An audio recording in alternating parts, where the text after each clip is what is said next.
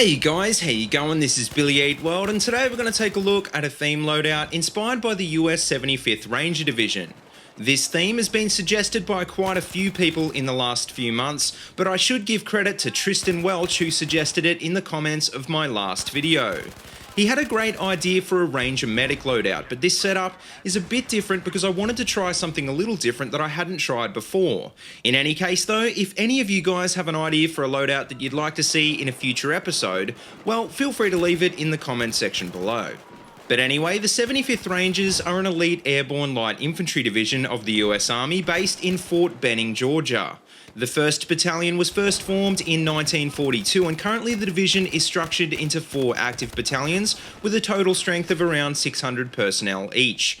The 75th Rangers are an elite division, so candidates that pass the grueling selection process go on to further intensive training focusing on marksmanship and small unit tactics.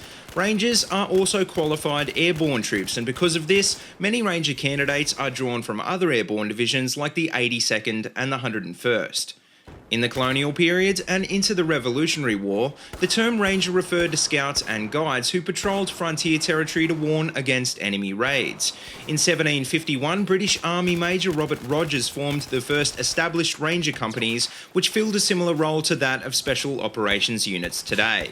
The 75th Rangers are the spiritual successors of Rogers Rangers, and they're still the tip of the spear in many engagements with the motto Rangers lead the way. The 75th may not conduct the same level of missions as Tier 1 Special Operations units, but they do fill a similar role and are considered to be one of the most elite light infantry units in the world. Since World War II, the Rangers remain one of the most active US combat divisions and have been deployed in pretty much every major engagement. Alongside US Navy SEALs, they were the first on the ground in Afghanistan, and it's reported that in this conflict the 1st Battalion conducted over 900 missions in just one deployment. The 3rd Battalion, 75th Rangers, was also notably deployed in support of Delta Force at the Battle of Mogadishu, which is otherwise known as the Black Hawk Down incident.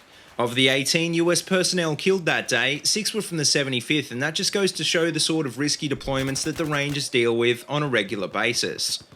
To help deal with their high-risk role, the 75th are issued with a wide range of advanced weapons and gear, in addition to the standard Colt M4 and Beretta M9. Unlike many regular units, Rangers also have access to the Sopmod Toolkit, which is basically a set of advanced attachments for the M4 and other compatible weapons. In addition to these guns, the 75th also use the Scar H in both 5.56 and 7.62, as well as the M240B and the Mark 11 Mod 0. In my loadout though, I've chosen to run with something I don't use very often, the standard squad level machine gun of the US Army, the M249 SAW. Now, as for attachments, well, I'm running with the EOTech sight, heavy barrel vert grip and the laser light combo, which are all attachments found in the Sopmod kit. On the M9, I'm running with no attachments at all though, because pistol attachments are not really cost effective for military forces and aren't really that useful on a backup weapon anyway. To round out this loadout, I'm running with the smoke grenades, ammo box and also the XM25, which was issued to the 75th Rangers in Afghanistan. All in all, this setup is basically perfect for rush gameplay, but the question is, how did it perform in-game? Well, the M249 is no doubt a beast of an LMG, but I think recording footage for this video has shown me that it's probably not as good as I thought it was. The skill of players in BF4 is on the rise, and the M249 definitely lost me a lot of head-to-head gunfights against good players running fast-firing ARs like the AEK. It fires at a respectable 800 RPM and it has a massive capacity of 200 rounds, but as a trade-off it's not that accurate and it only has the 5.56 caliber LMG damage model. This probably isn't a huge problem on close quarters maps, but at mid to long range it's so easy to get messed up by suppression and miss just about all of your shots. The M9 on the other hand, well, it's a pretty decent pistol, but unlike something like the 93R, I'm not going to rely on it for anything but an emergency.